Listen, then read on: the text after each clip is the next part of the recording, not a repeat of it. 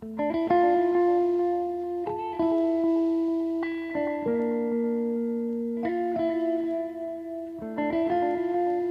and welcome to this broadcast in Nottinghamshire.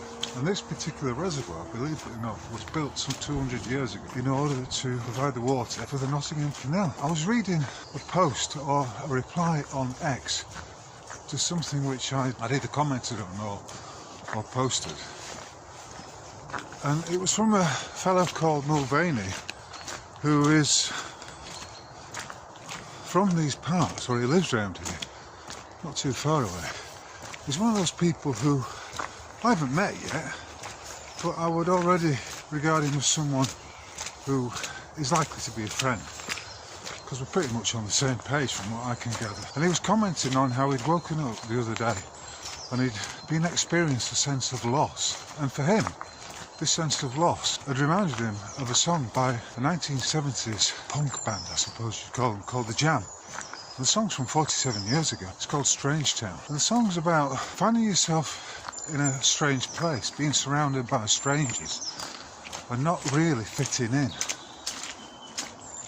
And as I thought about it, it occurred to me that, yeah, I know exactly what you mean. This life, or these lives that we have, these individual lives are completely unique. And we do experience this sense of loss. You know, it could be loss of innocence as you move from your infancy through your childhood, and all the propagandizing, the miseducation, the mind bending that comes with that leads to a palpable loss of innocence. I don't think there's any other way really of expressing it. And then as we grow through our lives, as we travel through these lives, we experience loss of family members, loss of friends, loss of friendships, all kinds of losses. And there's a sense that we're fading in and fading out. Things become clear, things become obscure. There are moments of lightness, there are moments of darkness. In other words, there's a duality to it. But what is it? What is this sense of loss? And as I pondered this, it did occur to me that for some of them, there can also be this sense that we don't actually belong here. A sense of unease. And it's usually rooted in the society, the man-made structures that exist around us. I don't get a sense of loss, for instance, when I'm out in the woods like this, when I'm listening to the bird song. Don't have any of that sense of loss. I suppose the natural world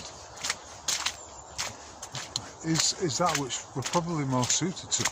But speaking of suited to, we are in fact, I mean it is a fact, and I've said it many times, that we are spiritual beings in these divine avatars, these biological meat suits, call them what you will.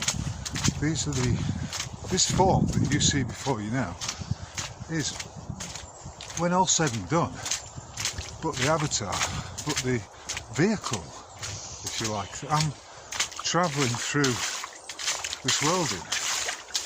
And this world right now is a very soggy and squelchy one. And with the avatar come certain attachments, like the sense attachments. And so you think about it in those terms and you would say, well, the teaching that we are in this world but not of it is a maxim, it's a truth. The sense that we're just passing through, that this is almost like a simulated video game, or a very, very sophisticated, divinely constructed simulation, or simulacrum as some have phrased it. And I'm aware that as I try and express it, it may come across as vague, ephemeral, perhaps ineffable, like God himself. An attempt to describe the ineffable is by definition doomed to failure. I can only hint at it, I can only suggest it. So, Mulvaney, if you're listening to this, thank you for that, because it did provide me with something to ponder. And, you know, as it's now near, what is it today? I think it's January the 30th today, so we're getting close to February. And January and February, at least as far as I'm concerned, and as far as living in these northern climes is concerned, perhaps and I know the days are getting longer, but in some ways they are. The days can be cold and wet, like they are today, although it is brightening up a bit. And, you know, I suppose on days like this, we are prone to introspection. Sometimes through that introspection, a sense of loss does grow inside you. I mean, by example, recently, I've been thinking a lot about my mother, and she passed away in August of 2024. And at the time, we were estranged, but I have to say I missed her presence in this realm. So, obviously, with that comes a sense of loss. There are other things that I miss. There's one thing particularly that I'm missing right now, and I'm not going to expand on that because it's not really for public consumption. And then I think, well, someone once said that, I think it was Robert Louis Stevenson, put forward the view that we sometimes forget that it's very important to be cheerful, and that a man of good spirits is almost duty bound to find that lightness of heart, that cheerfulness that exists within him. And it's probably always, well, it always exists within us. And I've been opining and pontificating and all of that for a while now about the importance of being cheerful, especially in the light of some of the monstrous things that can happen in this world and some of the insane things that are going on right now. A lot of the insanity of the man-made world, the geopolitical machinations, the control of the financial system, the various iniquities that are attached to a captured legal system, for instance, the warmongering, the fraudulent behaviour of the likes of the merry widow of Charlie Cook, a woman called Erica Kirk. You look at that and it can have a very depressing impact on you. There's a heaviness comes with it. And I think our natural state is not to be heavy but to be light. And from that we have expressions like light-heartedness, lightness of touch, and simply light. To be light is the opposite of being heavy. So maybe what related, perhaps what connected most about that simple comment from Mulvaney was that I was feeling rather heavy. There was a weightiness that's been bogging me down, I suppose. And some of this, I mean, usually it all comes from the actions of other people. But if there's one thing I can't stand, it's false accusations. When people or a particular person accuses you of something that is simply not true. And as a philosopher, that is anathema to me, because I'm a lover of wisdom by definition. And you can't be a lover of wisdom if you don't have a love of the truth. The two go hand in hand. Wisdom is inextricably linked to truth. And so when someone lies about you, when someone speaks untruths about you, even though you know it's all bullshit, if you had a connection with that individual, then you're going to feel a sense of loss. And what is it? It's a loss of, I think it's a loss of trust, almost a loss of faith in that individual. And that can be very wearying. It can fill you with a certain amount of, it can fill you with a sense of being downcast. I suppose from downcast we have a sense that you're being cast aside on the basis of something that's untrue. And I suppose when individuals are treating you like that, for whatever reason, you've got to be able to cut loose. They're a weight that will pull you down if you allow it to. And so the only option you have, and as difficult as it might be in those moments, is to cut loose. You owe it to yourself to sever those ties and to walk away, to not look back.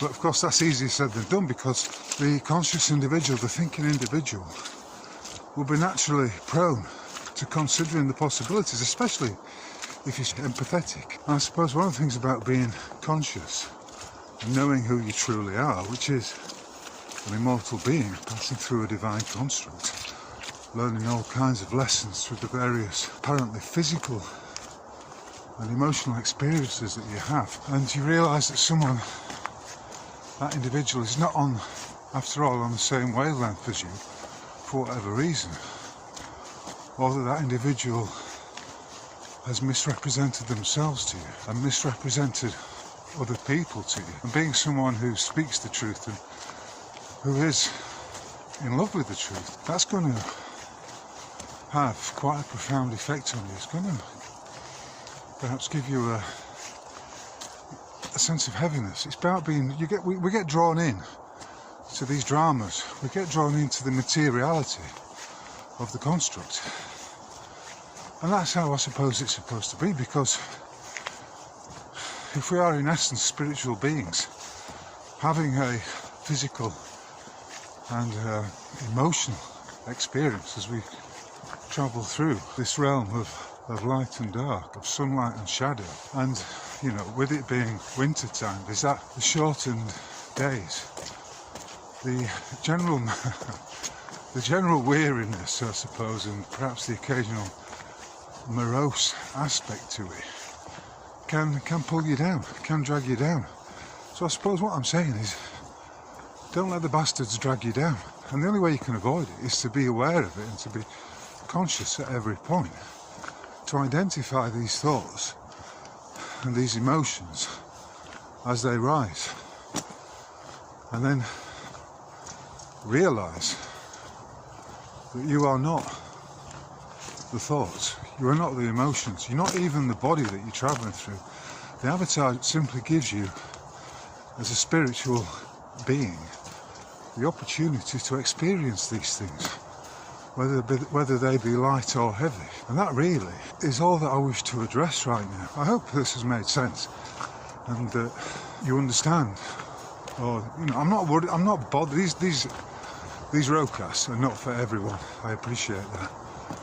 But those who do tune in and listen to my pontifications, these words as they pop into my head, and they understand what I'm saying, then it's demonstrably the case that these discourses are for you. And for that alone, I thank you for listening. And it's always appreciated when I get the occasional comment and show of appreciation, because I know that I've touched somebody's soul, or that I'm articulating something that they understand on a soulful level. And that said, as I walk my way along this woodland path, and apparently these woods are called High Park Woods, then it's actually brightening up. But for the first time today, the skies are brightening up a bit. There's nobody else here to interrupt me apart from the birds and the distant drone of the M1 to the east. I can already feel a lighter step developing, a return to my natural cheery state.